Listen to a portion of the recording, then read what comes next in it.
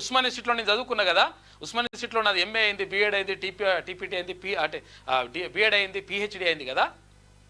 అక్కడ ఉస్మాన్ సిటీ విద్యార్థులు ఏ సంఘాలైనా సరే, అంటే అపోజిట్ సంఘాలు కానీ లేకపోతే అనుకూల సంఘాలు కానీ, ఏ సంఘాలైనా సరే విద్యార్థి నాయకులు నలుగురు లేకపోతే విద్యార్థులు నలుగురి సుదర్శన్ అంటే ఏంటో చెప్తారు. ఇష్టం వచ్చినట్టుగా ట్రోలింగ్ చేసి ఏదో ప్రచారం చేస్తే ఏమవుతుందో అట్లా కరెక్ట్ కాదు. నేను విషయం ఏంటంటే నిజాయితీగా నికాస్ అయినటువంటి నాయకునిగా తీర్మాన్ మల్లన్న బరిలో దిగుతుండు. ఎవ్వరికి కూడా అసలు ఏం చేయాలనో అర్థం కానటువంటి పరిస్థితుల్లో ఉన్నారు. ఈ నేపథ్యంలో ఏదో ఒకటి చేయాలి, ఏదో ఒకటి ట్రోల్ చేయాలనే ఉద్దేశంతో రకరకాలుగా నేను కొన్ని వేల మంది 46 బాధితులతో మాట్లాడినా. మొట్టమొదట క్యూన్యూస్లోనే 46 ఏదైతే జీవో ఉందో ఆ జీవో రద్దు చేయాలని చెప్పేసి మాట్లాడింది సుదర్శన్, తర్వాత తీర్మాన్ మల్లన్న. మేమిద్దరం మాట్లాడినాం. ఏమని మాట్లాడినాం, అరే అనవసరంగా అయితే విద్యార్థులందరూ కూడా అందరూ కూడా నష్టపోతా ఉన్నారు, వాళ్ళకి న్యాయం జరగాలని చెప్పేసి. ఎందుకు కారణం ఏంటి అంటే సుదర్శన్ అంటోడు డైరెక్ట్ గాలికి వచ్చినోడు కాదు. సుదర్శన్ అంటోడు కింద నుంచి వచ్చినోడు. తర్వాత చాలా నేను కాంపిటేటివ్ ప్రిపేర్ అయినా. నేను ఎస్ఏ రైటింగ్లో స్టేట్ ఫస్ట్, ఉమ్మడి జిల్లాల ఉమ్మడి రాష్ట్రంలో ఎక్కడ ఉమ్మడి ఆంధ్రప్రదేశ్ రాష్ట్రంలో ఎస్ఏ రైటింగ్లో state first, Osmania university first, Hyderabad district first. మా ఇంట్లో 12 బస్తాల అవార్డులు ఉన్నాయి, 2 బస్తాల సర్టిఫికెట్లు ఉంటాయి. తర్వాత నాకు నెట్ ఉన్నది, సెట్ ఉన్నది, టెట్ ఉన్నది. ఈ విషయాలు ఎందుకు చెప్తున్నా అంటే అసలు యాక్చువల్గా చెప్పాల్సిన అవసరం లేదు, కానీ ఈ విషయాలను ఎందుకు చెప్తున్నా అంటే సుదర్శన్ అంటే ఏందో తెలవాలి, గత చరిత్ర తెలవాలి కదా. అయితే ఇవన్నీ కూడా ఉన్నాయి నాకు. ఇవన్నీ క్వాలిఫికేషన్లు ఉన్నా కానీ నష్టపోతా ఉన్నాము, కనీసం నోటిఫికేషన్ రావట్లేదు. ఎస్ఏ రేటింగ్లో టాపర్ అంటే ఏంది, ఇట్లా కొంచెం ఒక్కసారి గ్రూప్ 1 నోటిఫికేషన్ వస్తే రాసేస్తే ఈ పార్టీకి డిప్యూటీ కలెక్టర్ కావాల్సినోడు. కానీ ఇవన్నీ రాకుండా మొత్తం ఆవేదన చెంది తర్వాత నా పక్క ఉన్నటువంటి విద్యార్థి మిత్రులందరూ కూడా బాధపడతా ఉంటే, నా పక్క రూమ్లో ఉన్న ఏది డాక్టర్ రవీంద్ర నాయక్ ఇంగ్లీష్ డిపార్ట్మెంట్లో పిహెచ్డి కంప్లీట్ అయింది ఆయనది. కంప్లీట్ అయిపోయిన తర్వాత ఏం చేయాలనో అర్థం కాక, ఉద్యోగం రాక ఆయన ఆత్మహత్య చేసుకుని చనిపోయిండు. ఆ తర్వాత పక్కకు ఏది ఉస్మానియా సిటీలో న్యూ పీజీ హాస్టల్లో డాక్టర్ నర్సన్న, ఆయన సైన్స్ డిపార్ట్మెంట్లో ఆయన పిహెచ్డి కంప్లీట్ చేసిండు, ఆయనే చనిపోయిండు. ఇట్లా చాలా మంది చనిపోతా ఉన్నారు. దీనికి పరిష్కారం ఎట్లా? ఈ ప్రభుత్వం మనము నీళ్లు నిధులు నియామకాల కోసం తెచ్చుకున్నటువంటి ప్రభుత్వము మొత్తం నాశనం చేస్తూ ఉంది అని చెప్పేసి గత ప్రభుత్వంలో బాగా బాధపడి ఏం చేయాలో అర్థం కాక రకరకాలుగా వెలుగుదిన పత్రికల్లో కానీ, ఈనాడులో, ఆంధ్రజ్యోతిలో కానీ, తర్వాత ఆదాబ్ హైదరాబాద్లో కానీ రకరకాల పత్రికల్లో వ్యాసాలు రాసిన, నేను ఎడిటోరియల్స్ రాసి అట్లా రకరకాలుగా చేస్తూ ఉన్నా. తర్వాత ఇంకోటి ఏంటంటే నాకు తీర్మాన్ మల్లన్న చిన్ననాటి మిత్రుడు నాకు. తర్వాత ఆయన అన్నాడు అంటే సమాజం కోసం మంచి పోరాటం చేస్తూ ఉన్నాడు, ఆయన నిజంగా మంచి భావాలున్న వ్యక్తి. సమాజానికి తర్వాత ఇక్కడ ఉన్నటువంటి యువతకు కానీ, విద్యార్థులకు కానీ, నిరుద్యోగులకు కానీ అన్ని వర్గాల పక్షాన కొట్లాడతామనేటువంటి ఒక మంచి సంకల్పం ఉన్న వ్యక్తి తీర్మాన్ మల్లన్న. కాబట్టి తీర్మాన్ మల్లన్న పిలిచిండు, అన్న అది నువ్వు వస్తే ఒకసారి మనం దీని గురించి సమాజంలో కొంత మనము చేయాల్సి ఉంటుంది, చేద్దామని చెప్పేసి అంటే 100% నీకు తోడుగా ఉంటా అని చెప్పేసి నేను వచ్చిన. అంటే ఇట్లా ఇష్టం వచ్చినట్టుగా, అంటే ఒక్కసారి మీరు సుదర్శన్ చరిత్ర తెలుసుకో, సుదర్శన్కి సంబంధించినటువంటి ఎవరినైనా కనుక్కోండి. అరే ఇష్టం వచ్చినట్టుగా మాట్లాడేసి అది తీర్మాన్ మల్లన్నకు మలిపేసి మళ్ళా ఇప్పుడు నేను మాట్లాడినని చెప్పేసి క్రియేట్ చేసి దాన్ని తీర్మాన్ మల్లన్నకు మలిపి రకరకాలుగా ఇట్లా రుచ్చ రాజకీయాలు చేస్తే గలీజ్గా ఉంటుంది నాయన. ఇప్పుడు మాకు కొంతమంది గురించి తెలిసింది, ఏది కొంతమంది వ్యక్తిగత జీవితాల గురించి ఎవరైతే ట్రోల్ చేసినారో, ఎవరైతే కొంతమంది మనుషులు ఉన్నారో వాళ్ళ పేరు కూడా నేను చెప్పా, అవసరం కూడా లేదు నాకు తెలిసి. కాబట్టి ఆ ట్రోల్ చేసిన వాళ్ళ గురించి వ్యక్తిగత జీవితాల గురించి కూడా తెలిస్తే మేము లైట్ తీసుకుని వదిలేసాం. ఎందుకంటే వ్యక్తిగత జీవితాలు అవసరం లేదు రాజకీయాలలో అని చెప్పేసి మేము లైట్ తీసుకున్నాం. కానీ ఇంత చిల్లర ఇంత చేస్తారని చెప్పేసి అనుకోలే. 46 బాధితుల గురించి మొట్టమొదట మాట్లాడేది మేము ఇక్కడ క్యూన్యూస్ నుంచి మాట్లాడినాం.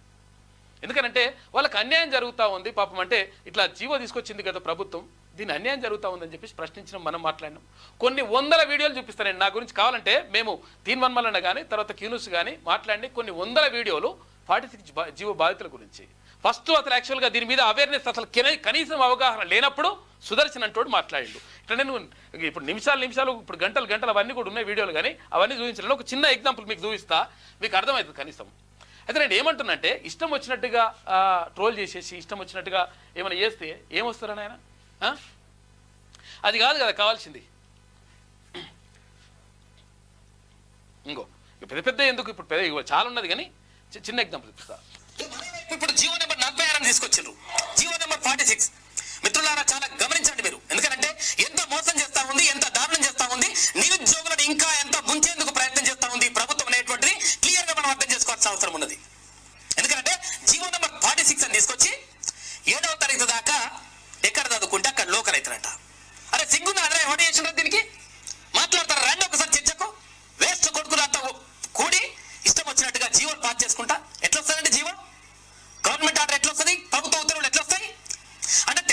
రాష్ట్రం సాధించుకున్న తర్వాత తెలంగాణోడు ఎవడైతే ఇప్పుడు పక్క జిల్లాలు ఏమైతే హైదరాబాద్ కాకుండా పక్క జిల్లాలు ఏమైతుంటే హైదరాబాద్ లో జాబ్ చేయడానికి వీల్లేదంట.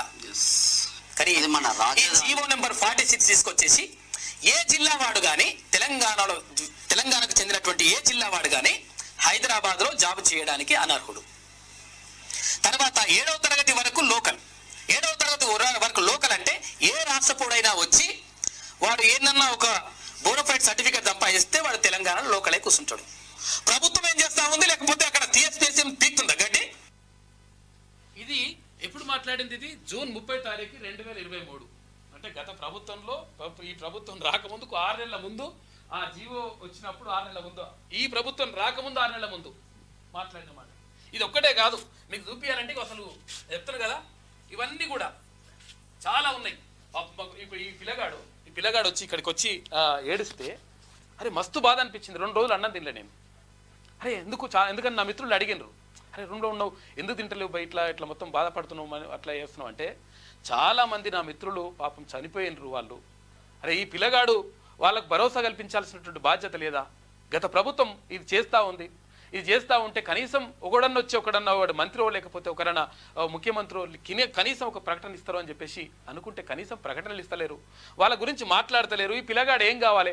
ఎందుకనంటే ఇట్లా ఆవేదన చెంది ఇట్లా అవుతా ఉన్నారు. కాబట్టి నా మిత్రులు అంటే ఎందుకనంటే ఇక్కడ ఎందుకు చెప్తా ఉన్నానంటే, నేను అంటే మొత్తం కూడా కాంపిటేటివ్ ప్రిపేర్ అయిన తర్వాత సెలక్షన్ డిప్యూటీ కలెక్టర్ కావాల్సిన నేను. ఎందుకంటే ఇక్కడ గ్రూప్ 1లో టాపర్గా ఉండేటోని నేను. ఎస్ఏ రైటింగ్లో స్టేట్ టాపర్ పై.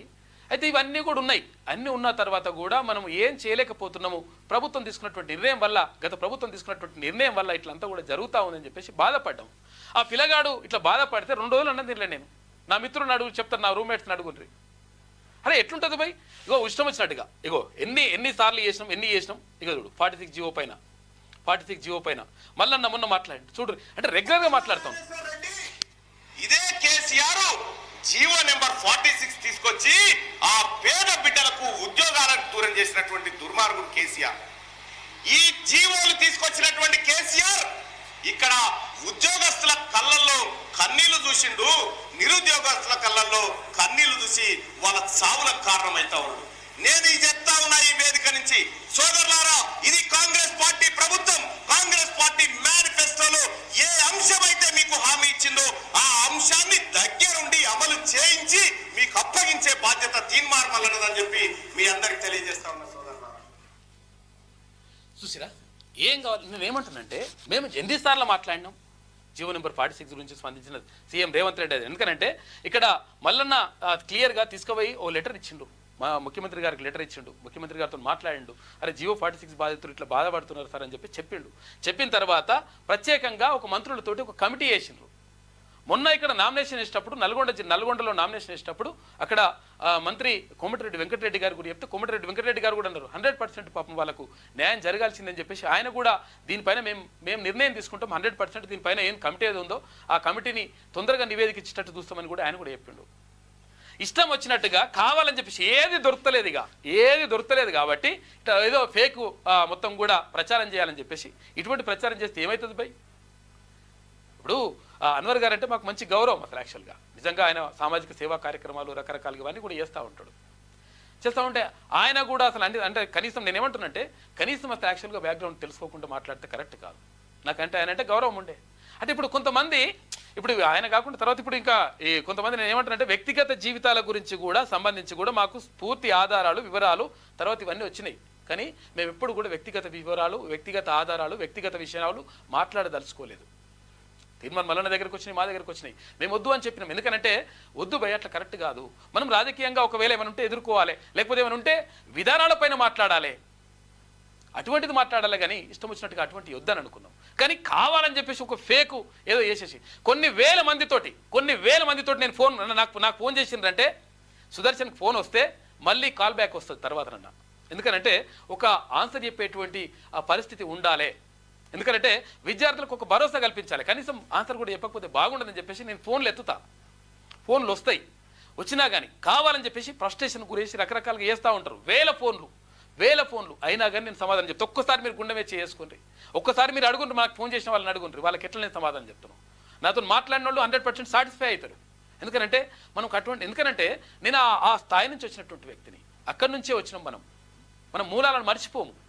అటువంటిది ఇష్టం వచ్చినట్టుగా చేసేసి అది నా మీద చేసి సరే నా మీద చేసినా కానీ నేను పెద్దగా నేనేం బాధపడను, ఎందుకంటే మనం నిజాయితీగా బరాబర్ ఉన్నాం కాబట్టి. నా మీద చేసేసి దాన్ని మల్లన్న మీదకి నెట్టి తర్వాత ఏం చేస్తారు నాయన? ఇది కరెక్ట్ అయితే ఇదేమన్నా ఇది మరి కరెక్ట్ అనిపిస్తుందా మీకేమన్నా? ఏం చేయగలుగుతారు భయ్? కావాలని చెప్పేసి ఒకటి క్రియేట్ చేసి ప్రత్యేకంగా క్రియేట్ చేసి సుదర్శన్ అని చెప్పేసి ఇవన్నీ ఏముంటుంది చెప్పు? అట్లా అని చెప్పేసి మనం పెద్ద తప్పు చేసిండు ఏమైనా చేసిండంటే 100% కాదు. బరాబర్ జీవో నెంబర్ 46 గురించి ఎన్నిసార్లు మాట్లాడినామో చూడండి. ఇక చూడు బల్మూరి వెంకటన్న వస్తే మొన్న బల్మూరి వెంకటన్నతో కూడా మాట్లాడినాం ఎమ్మెల్సీ గారితో. ఇంకో రద్దు చేయాలని చెప్పేసి కానిస్టేబుల్ అయితే విషయం ఏంటంటే ఇంకో విషయం చెప్తాను నేను మిత్రులారా, మీకోసం జీవో నెంబర్ 46 బాధితుల కోసం బాధితులని అరెస్ట్ చేస్తే, గత ప్రభుత్వం అరెస్ట్ చేసిన తర్వాత అక్కడ పోలీస్ స్టేషన్లకు ఫోన్ చేసి మాట్లాడి ఏసీపీ గారితో డీసీపీ గారితో అక్కడ ఉన్నటువంటి సీఐలతో మాట్లాడి 100% వాళ్ళు చేసినటువంటి పోరాటం న్యాయమైన పోరాటం, మీరు అనవసరంగా అరెస్ట్ చేయొద్దని చెప్పేసి వాళ్ళకి చెప్పి వాళ్ళని బతిలాడి ఆ తర్వాత వాళ్ళకు ఫుడ్ పంపించి భోజనాలు పెట్టించి మేము దగ్గరుండి భోజనాలు పెట్టించినాం. ఒక్కసారి కనుక్కోండి తెలుస్తుంది కదా. తీన్మన్మోహన్ ఏం చేసిండు, కీరూస్ ఏం చేసింది, సుదర్శన్ ఏం చేసిండు అనేది అర్థమవుతుంది కదా. మేము భోజనాలు పెట్టి మేము ఎందుకు చేసినాం అట్లా? ఎందుకంటే పాపం వాళ్ళు బాగా బాధపడతా ఉన్నారు, పిల్లలు చాలామంది నష్టపోతూ ఉన్నారు. నా తోటి ఆ మిత్రులందరూ కూడా ఇట్లా బాధపడతా ఉంటే చూడలేక చెలించిపోయి అట్లా చేస్తే దాని గురించి ఏదో ట్రోల్ చేసేసి రకరకాలు చేస్తే ఏమవుతుంది భయ్? 100% నికార్స్ అయిన వ్యక్తి. అసలు యాక్చువల్గా విషయం ఏంటంటే మాట్లాడుతుందుకు ఏం విషయం లేదు. ఇక తీన్మన్మలన గురించి మాట్లాడడానికి ఏం విషయం లేదు. తర్వాత ఏం చేయాలో అర్థమైతే లేదు. పిస వేసి ఏదన్నా ఒకటి ఎత్తుకుందామని ఎత్తుకున్నారు కానీ అదంతా కాదు భయ్. అట్లా ఉండదు లెక్క బరాబర్. ఎన్ని వందల వీడియోలు కావాలో చూడ్రి.